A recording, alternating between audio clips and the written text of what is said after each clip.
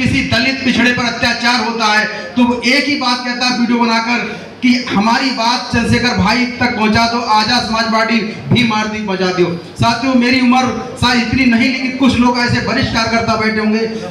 मान्या बहन जी उत्तर प्रदेश में 4 उत्तर प्रदेश की मुखिया रही, मुख्यमंत्री रही, तमाम भारत में तमाम ऐसे लीडर रहे जो वहाँ के राज्यों के मुख्यमंत्री रहे, और तमाम बहुजन समाज के 1-2 नेता देश के प्रधानमंत्री बने। लेकिन भारत इतिहास में पहली बार एक ऐसा शब्द गूंजा कि पीड़ित कह रहा है कि हमारी बात चंद्रशेखर तक पहुंचा दो, शायद मुझे न्याय मिल जाए।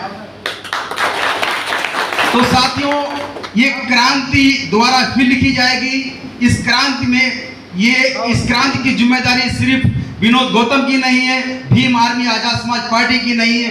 ये क्रांति की भागीदारी हर एक दलित पिछड़े जिसके हक और अधिकार छीने गए, जिसके मौलिक अधिकारों का हनन किया गया है, जिसको मारा पीटा गया हो, जिसको दबाया गया, हर एक व्यक्ति की शख्स की जरूरत है। जो यहाँ आया है उसको भी जरूरत है, जो नहीं आया उसको भी जरूरत है। साथियों, आज आप ये विचार कर लो, मंथन कर लो कि हमें आजाद समाज पार्टी के रूप में जो हमें नेता मिला हुआ चंद्रशेखर, जो आपकी बात को भारत इतिहास में संसद में पहली बार कहा है कि जितना धन भारत के तमाम प्रधानमंत्रियों ने खर्च किया उतना धन हमारे वर्तमान प्रधानमंत्री लेके खर्च कर चुके हैं। तो साथियों, पहली बार जब शपथ ली जा रही थी, चंद्रशेखर आजाद शपथ ले रहे थे, उन्होंने जय भीम नमो बुद्धाय से उस शपथ को शुरुआत की। लेकिन जब हमारे राष्ट्रीय शपथ ग्रहण कर रहे थे, तमाम जो संविधान की किताब उठा के लिए घूम रहे थे, कह रहे थे कि संविधान खतरे में, संविधान खतरे में। जब हमारे चंद्रशेखर भाई शपथ ले रहे थे, न तो सपा के किसी कार्यकर्ता ने मेज थपवाई, न किसी कांग्रेस के कार्यकर्ता ने मेज थपवाई,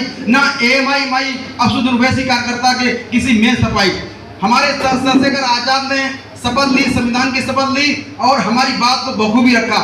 जैसे ही अखिलेश यादव शपथ ग्रहण करने गया, वैसे ही तमाम सांसदों ने मेज को थपवाया, उसका आभार व्यक्त किया। तो आप अखिलेश यादव ने संदेश दे दिया है कि चंद्रशेखर हम आपके साथ नहीं है, क्योंकि चंद्रशेखर आप न्याय और अधिकार की लड़ाई लड़ रहे हो और हम न्याय अधिकार के नाम पे ढंढोरा पीट रहे हैं।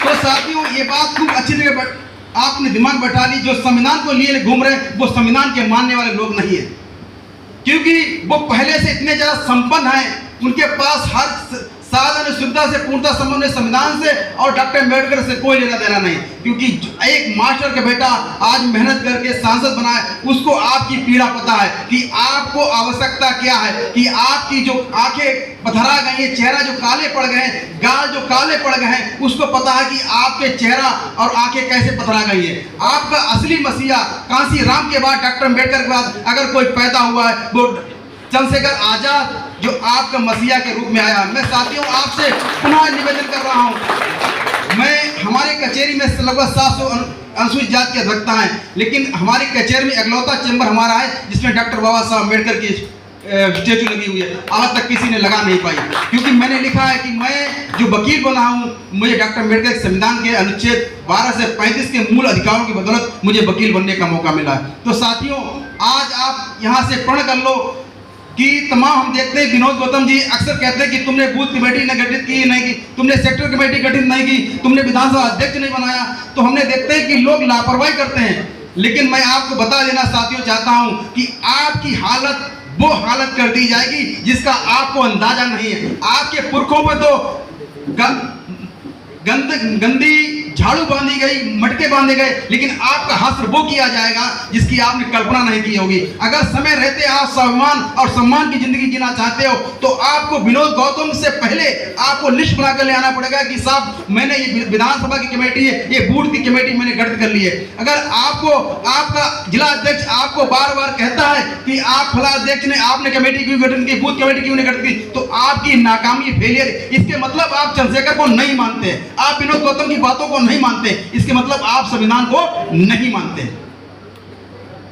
तो साथियों, मैं आपसे विनम्र निवेदन करता, हाथ जोड़ के प्रार्थना करता हूं, साथियों वो दिन दूर नहीं है कि आपके बीच का आपका भाई इस देश का प्रधानमंत्री बनेगा जब आपको सत्ता में भागीदारी मिलेगी। क्योंकि संविधान के प्रस्तावना में लिखा हुआ है जनसंख्या के आधार पर प्रतिनिधित्व, एक खा रहा है पूरी आधी रोटी खा रहा है और एक को आधी रोटी के तमाम टुकड़े करके दिए जा रहे हैं। तो साथियों, इस संविधान को मानने वाले, समता और समानता को मानने वाले, न्याय और अधिकार को मानने वाले, वो चाहे अनुसूचित जात में धोबी हो, चाहे चमार हो, चाहे पासी हो, चाहे तेली तमोली कोई भी हो, आपको जात पात भेदभाव मिटाकर आजाद समाज पार्टी भीम आर्मी का साथ देना है और 2029 में चंद्रशेखर को इस देश के प्रधानमंत्री के रूप में स्थापित करना है। इसी के साथ जय भीम, जय संविधान, जय भारत।